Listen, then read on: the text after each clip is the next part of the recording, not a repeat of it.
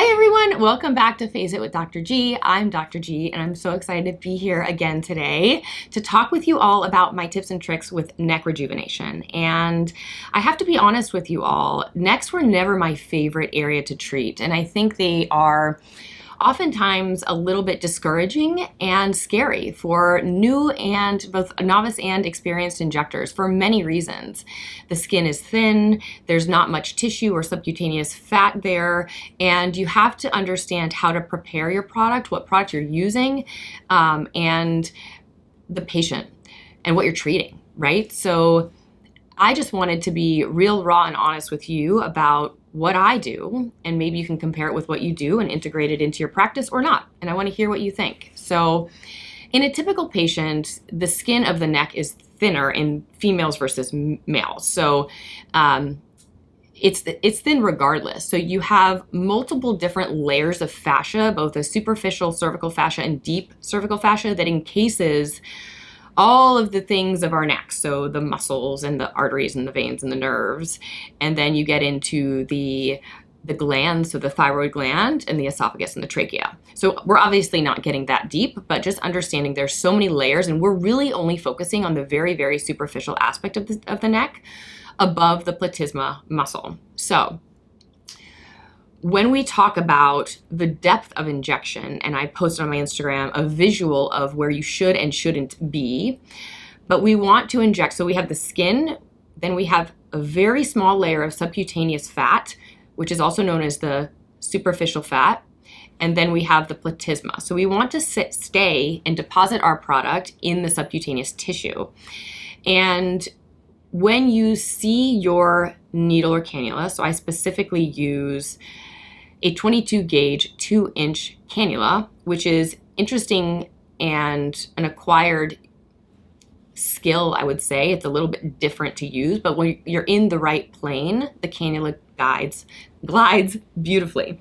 So when you're intradermal, which is where you don't want to be with biostimulators because there are way more fibroblasts there and you're going to get too much collagen production and striated lines that are visible. So when you're intradermal, you see the actual color of the microcannula, which is silver typically, and the outline. So it's very transparent. So that's a no-fly zone.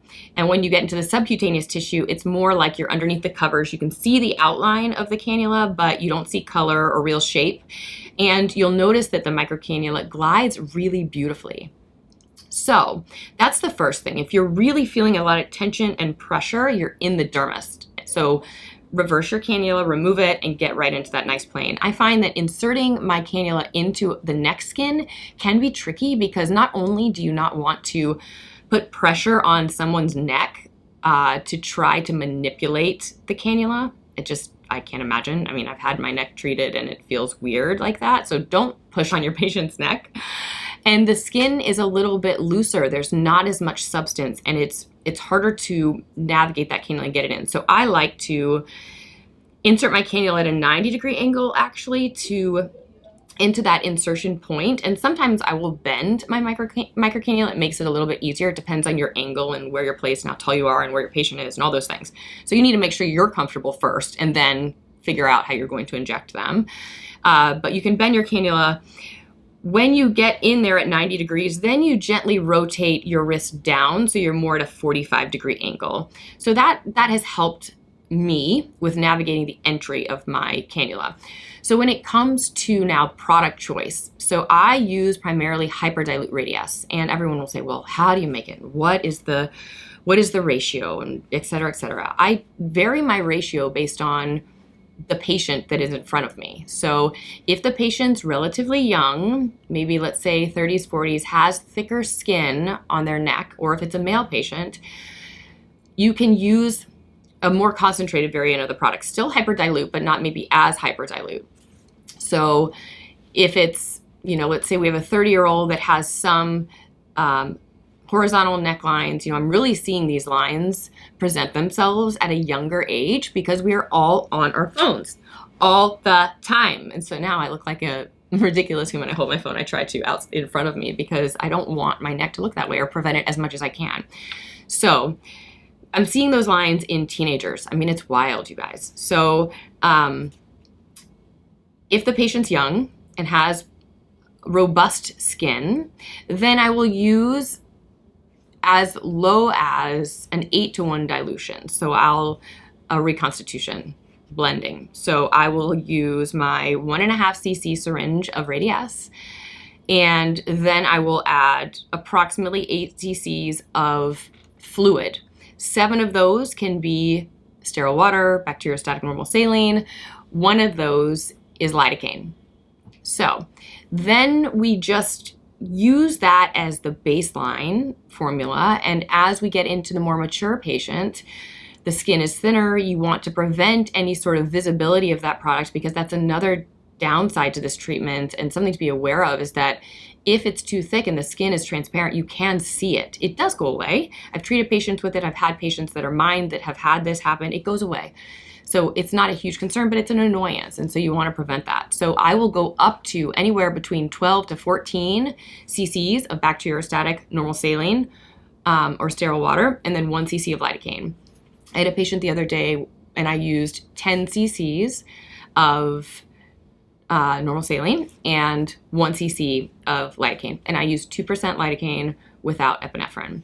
I also think that because the skin is just a weird, the neck is just a weird sensitive area, I like to do little droplets of lidocaine at my insertion needle entry points for the cannula. It's just more comfortable, and the patients like it. So I'll use a little bit of lidocaine with or without epi. Usually laterally there's 3 points, vertically, and then a little bit more medially. As you get more medially, it does hurt a little bit more, but the patient is relatively numb from the more lateral injection points. But also as you get over the trachea, depending on the anatomy, that's where you can get the visibility of that product. So make sure that you have the correct formula, that it's hyperdilute enough. Sometimes I even use 1 dilution laterally where their skin is a little thicker, and then centrally you can add a little bit more of that saline to make it so it's spread out a little bit more if the skin is a little thinner.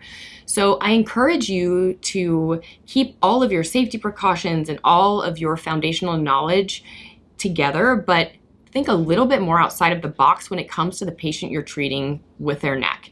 It is a beautiful treatment. I typically will treat my patient and then have them come back no sooner than a week after. We'll do a little bit of radiofrequency microneedling their neck or their face or both to stimulate that collagen from the outside as well as the inside from that injectable. And then I'll see them back in 4 to 6 weeks and we'll do another treatment.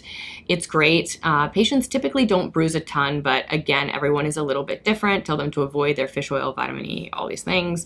The other thing I want to mention is the best results happen typically with a neurotoxin. So I like to treat areas with both neurotoxin and injectable biostimulator or filler. I think that really creates the most perfect result and outcome. So when I do these treatments, I'll typically advise the patient that it's best to do neuromodulator of the platysmal bands. You can use Botox, Dysport, Xeomin, Jeuveau. I don't care. I like to do either a 1-to-1 or a 1.5-to-1 ratio reconstitution of my product and treat the bands.